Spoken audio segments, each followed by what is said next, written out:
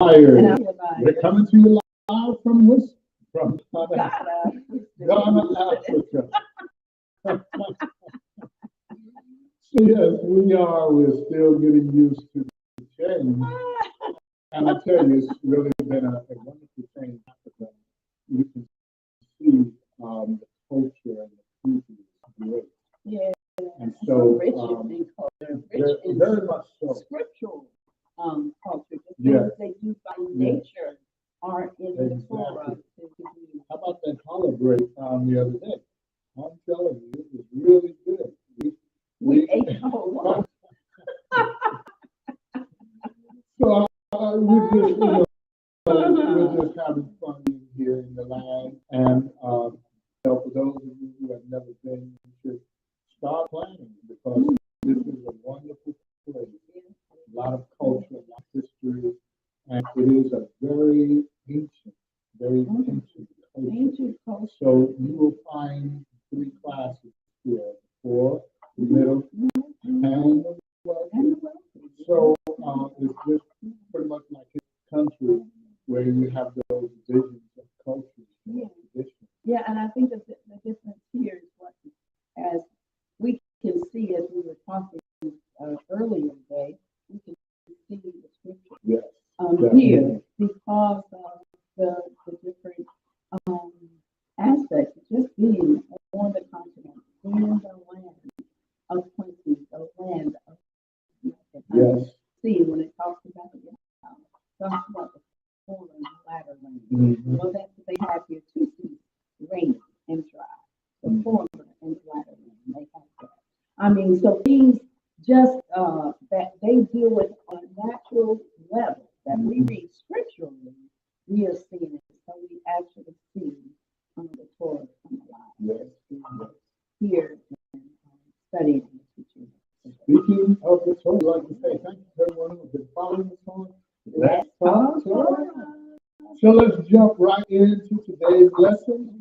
We will be in Exodus chapter 10 through 13. Shemot, Exodus chapter 10 through 13. Yeah. And we'll begin reading at verse 1. Exodus chapter 10, verse 1. And Yahweh said to Moshe, go into Pharaoh and harden his heart and the heart of his servants, so that I show these sons of mine before them, and that you relate in the hearing of your sons and your sons' sons, that for what I have done to this name, and my signs which I have shown, which I've done, and you shall know that I am God. And Moshe and Haran came into Pharaoh saying, thus said Yahweh of the Hebrews, till when shall you refuse to humble yourself before me? Let my people go so that they serve me.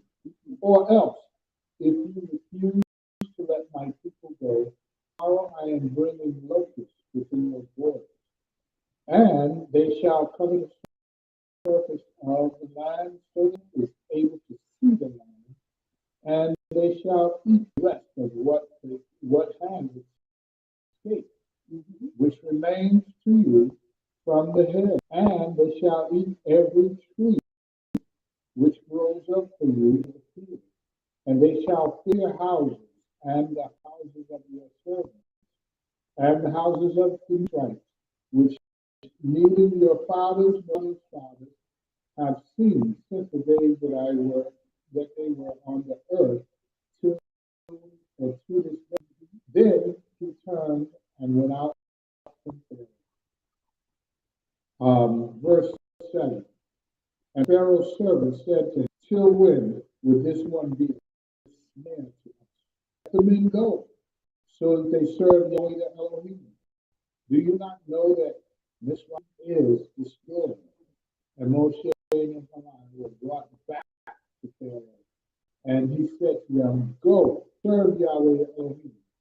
Who are the ones going with you? And Moshe said, we are our young and our old, with our sons and our daughters, with our flocks and our herds. We are going. where we have a festival to honor.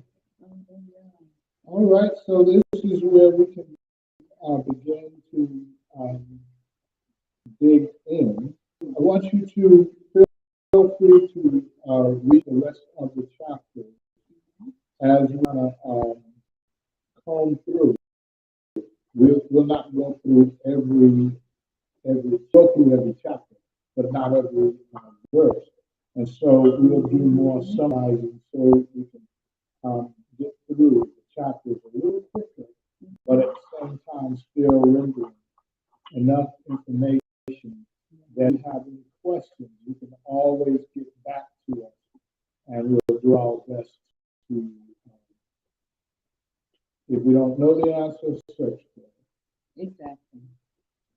All right, so I want to read something that would kind of summarize what we're looking at now. Back in chapter 4, we're looking at the first and second, the first sign being the rod of Yahweh. What was the rod? The rod was turned into a serpent.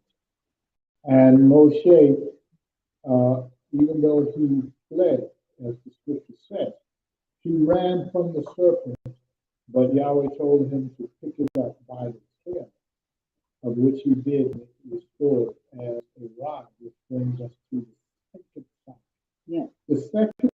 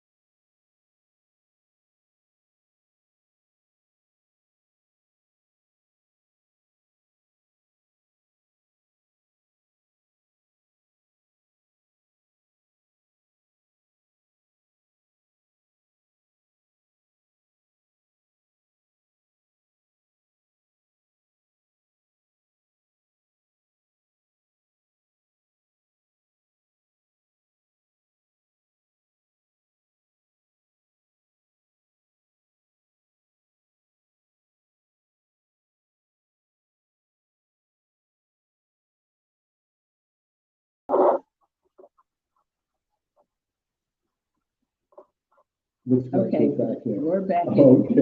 Okay. All right. So just looking at the first and second sign, he says, if they don't believe the sign, which was the rod of authority, uh, we have even Revelation where Hasatan is thrown down to the earth. So this is not just about Moses and them coming out of Egypt, it's also about us coming out, as he says, come out of her by people, lest you take part in her wrath.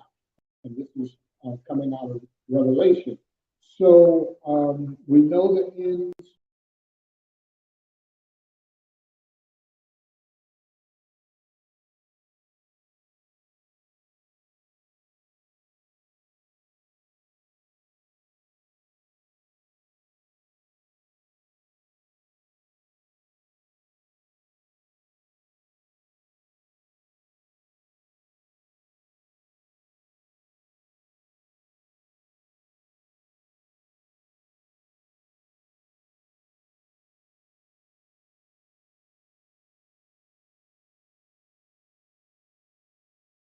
six through eight, the question is of Shia, are you going to restore the reins at this time?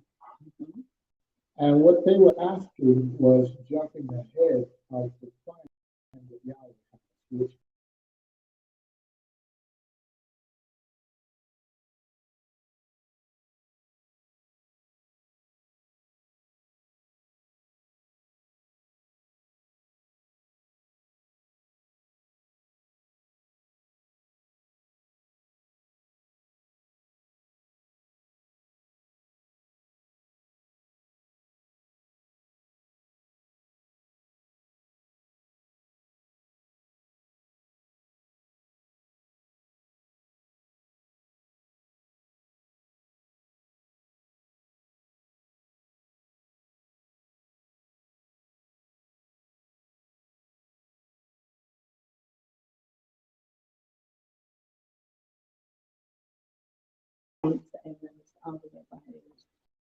And you will be able to watch those YouTubes or these teachings on there too, just in case you're going in and out. Yeah. You're going in and out. So looking at the second sign, it is directly related to the restoration of Israel. Mm-hmm. And Yahweh's words, if they don't believe the first sign, they will. So the second sign is actually beginning, and we must know that Yahweh's words will be fulfilled. Absolutely. So chapter 5, again, I'm kind of bringing us back to help us understand something Yahweh said in chapter 10. He said, let my people go so that they celebrate a feast to me. Mm-hmm. And so in chapter 5, it says, and afterward Moshe and Nehemiah went in and said to Pharaoh, thus said Yahweh, Elohim of Israel, let my people go so that they celebrate a festival to me in the wilderness. So this is very important because that one act, as I was, sharing with you a few days ago, that, just something that's been on my radar for years, Mm-hmm. is this a nature, a humanistic nature of Yahweh, where he's, saying, let them serve me, let them worship me.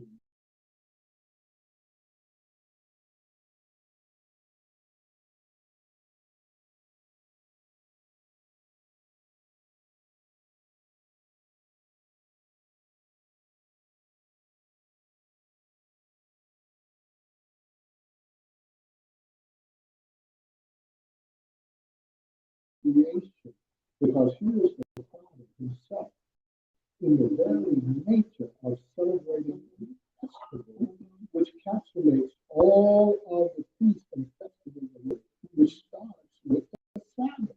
Now, for those of you who have thrown away the Sabbath, you need to understand that this is life and death. And this is what people tend to not understand, Mm-hmm. is that the Sabbath is all about Yahweh taking care of us. Yes, provision. And the feast days are the same. Mm-hmm. This is why you are saying that is the most unselfish statement and unselfish act. Come and celebrate a festival to me, Mm-hmm. so that I can take care of you. Yes. And I can love on you. And I can provide for you. And that's back to the beginning. Ahead. This is about the love of the Most High that He has for His people. Mm-hmm. And when you don't understand the Sabbath, you won't get it, because people look at the Sabbath and look at Sabbath keepers like we are under some kind of duress, like we're under some kind of obligation, like we're under some kind of bondage. But the Sabbath, if you could just get this. I think we just need to do a teaching on just the Sabbath and what it means. When He says in Genesis that He did all of His work, Moshe finished all of His work, and that one day He set aside as a day of refreshing, as a day when you don't have to worry about your bills, you don't have to worry about taking care of yourself, providing for yourself. You don't have to worry about working and being mindful of what's going on in your surroundings, because Father Yahweh is keeping you. Only the enemy can make someone feel that that's bondage. Right. Then you don't have to worry. That's not bondage. That's giving you rest. And He says, and He rested and was refreshed. He reflected on His work, and He said, man, that was good. This is one of the problems of our society. and societies around the world. Now, God is so different. They have a real work ethic, but they also Very have much a so. very laid back, restful society. Culturally, they are very restful Mhm. and very slow, except for when you get out on the highway, on the freeway. And when you get in the street and drive, that's fast. Everything there is fast and speed.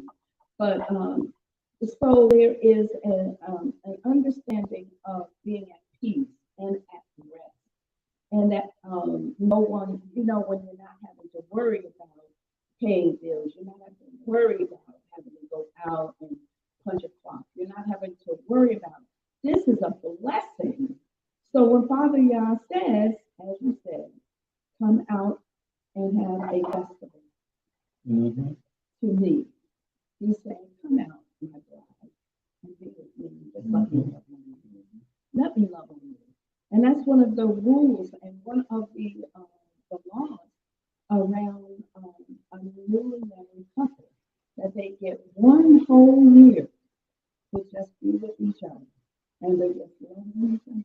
Mhm. And that here in Ghana, they did that for many, many years. The old people talk about it. So now it's different because you got this new generations coming in. But some of the folks in the Sabbath service a couple of weeks ago was talking about it. And she was saying how her grandmother said that the families of the two just do everything for them. They do absolutely nothing. All they worry about is bringing in, producing a seed, and bring within that 1 year that baby. They're expecting for a child because they cook for them, they clean for them, they do nothing for themselves. This is the thought around the Sabbath, that Father wants to take care of you. So that love will come out to me in the Sabbath. That's his undying and unwavering love for his people. So there's a change now from the time of the Exodus to this time where he says, now, come out of her, my people. You make the choice. So there's a difference in that because coming out of Mizraim or Egypt, as Moshe said, with our young and our old, not our foot will be well. So today, Yahweh is saying, come out of her, my people, at least you take part in that. And so I believe some people may, during that time, find salvation. But why do you have to go through that? I think because he says, well, when he says, come out of her, my people, at least you take part in her wrath. He didn't say, at least you die in her wrath. Exactly. So that's not limited to death, but you may go through the stress of trying to survive and escape. And there will be some people who escape, but those who he chooses not to escape, they will not, because he's already said in his word. Those who are just disobedient and choose to be disobedient, they will not escape. But those who will understand the law or understand their sins, he's got you covered. Absolutely. Because this is about intentional and unintentional. I won't go into that topic because it's a huge topic. Yes, it is. But we're all being judged, and those are two categories that we will be judged in, as well as individual, national, and human or worldwide. So it's up to you what you choose as you walk. So chapter 10 pretty much goes into the locust that will eat all of the plants. So what you're talking about now, chapter 4, chapter 5, you have the water, chapter 6. The water was, turned into blood. They were out there digging, trying to find water anywhere they can think of, but water everywhere. Water they have put up in their pantries country, That's right. in their food. Everywhere there was water. Exactly. It was Everywhere. turned to blood. Absolutely. So they had no water. Now the food resources are being destroyed by the um, locusts. So this is a part of the pestilence because you have the insects that are now destroying the food crop. And he said it's going to be so many of them that it will be dark. And these things have been a reminder to us just in the past few months. But some people have not recognized that Yahweh is sending warnings and letting us know that we are experiencing once again a reminder of his covenant. And his covenant at Mount Sinai, it came with a cost, and that cost is what we're reading through now, the ten plagues. So you have the 10 Commandments or the 10 plagues. You make your choice. That's right. Hallelujah. So chapter 11, let's jump into 11. Okay. And Yahweh said to Moshe, I am bringing yet one more plague on Pharaoh and on Mizraim. After this, he's going to let you go from here. When he let you go, he shall drive you out from here altogether. Speak now in hearing of the people and let every man ask from his neighbor and every woman from her neighbor objects of silver and objects of gold. And Yahweh gave the people favor in the eyes of the Mizrahites, Egyptians. And the man Moshe was very great in the land of Mizraim. In the eyes of Pharaoh, eyes of Pharaoh's servants, and in the eyes of the people. Moshe said, thus said Yahweh about midnight, I am going out into the midst of Mizraim, and all the firstborn in the land of Mizraim shall die. From the firstborn of Pharaoh who sits on the throne, even the firstborn of the female servant who is behind the millstone, and all the firstborn of cattle. So you have the firstborn of cattle, the firstborn of man, and as well as Pharaoh himself. And right here is where Yahweh set himself apart. Because Pharaoh was able to copy what Yahweh did up to the border, up to a certain point. That was up to chapter 8, chapter 9.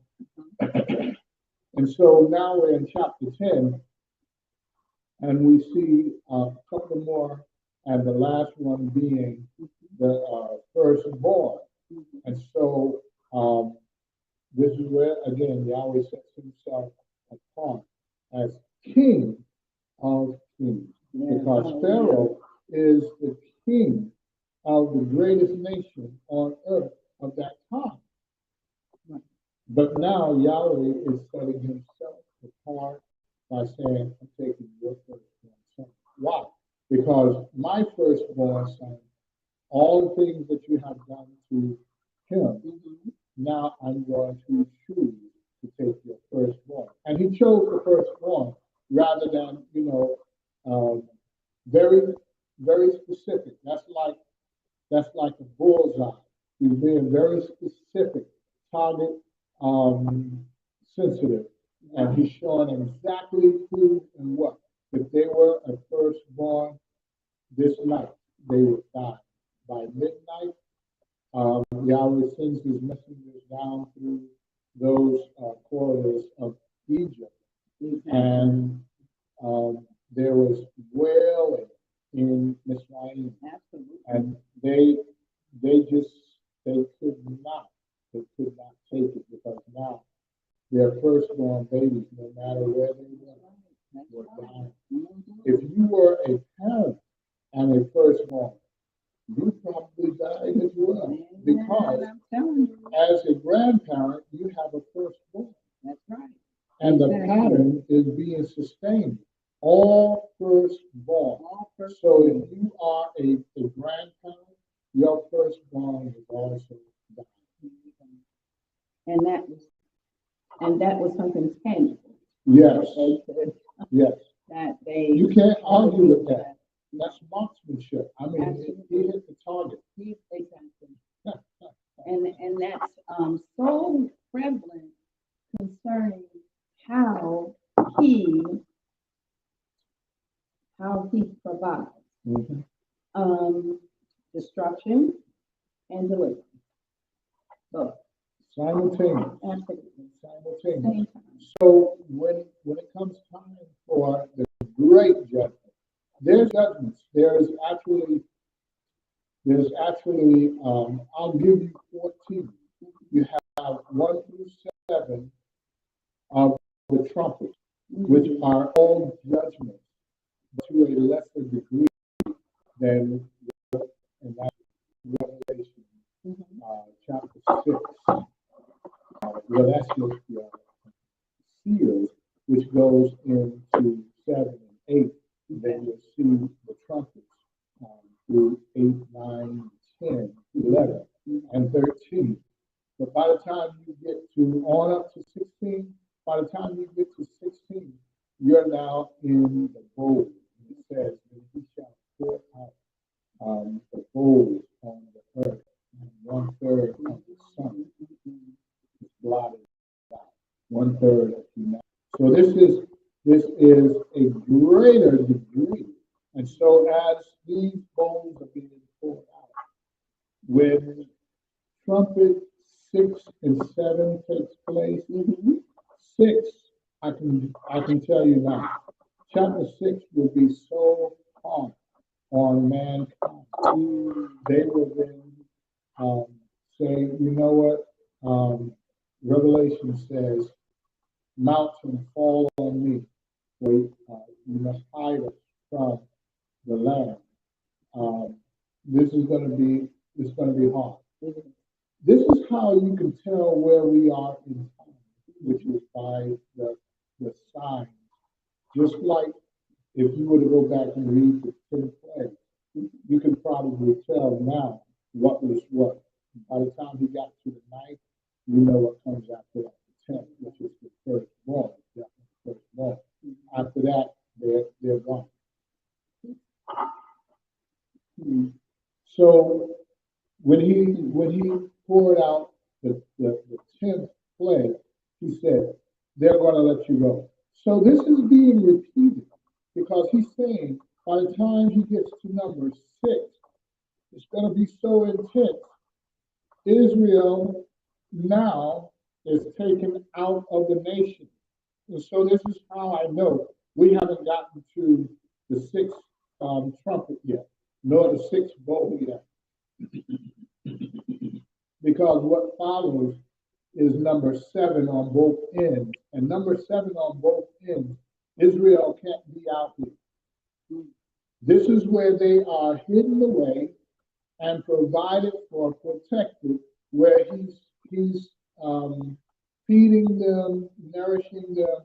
This is where he talks about a festival, which again, what we read, a festival to me. So this festival is about redemption. It's about restoration. It's about freedom. It's about washing our sins away. It's about going into this kingdom for 1 millennium, where he will then feed us, and we no longer have to feed ourselves, because he says, they shall sit down to eat and rise without food. And so this is where he has been inviting us for centuries to come and dine at his table. But, this is a hard lesson for a lot of us. Mount Sinai, many people have not embraced, those 10 commandments, or those 10 categories of commandments. Are 613 commands, but the majority of them pause because, Yahweh knows mankind. The majority of them, and 35 have been paused, where 200 are still So,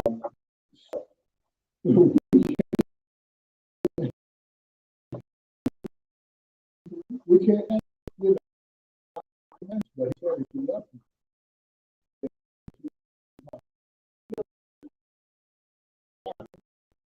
his desire.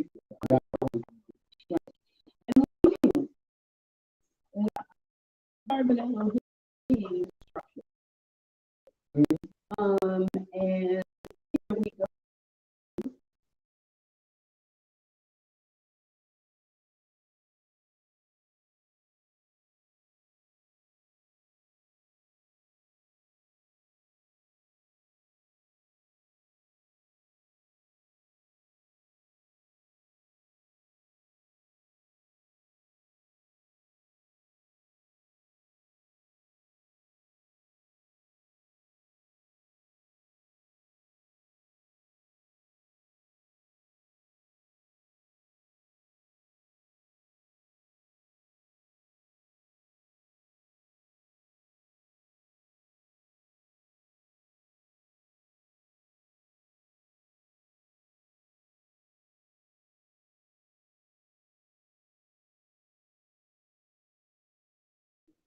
that if you step off the top of a house, as long as you stay on the top, the roof of the house, you're good.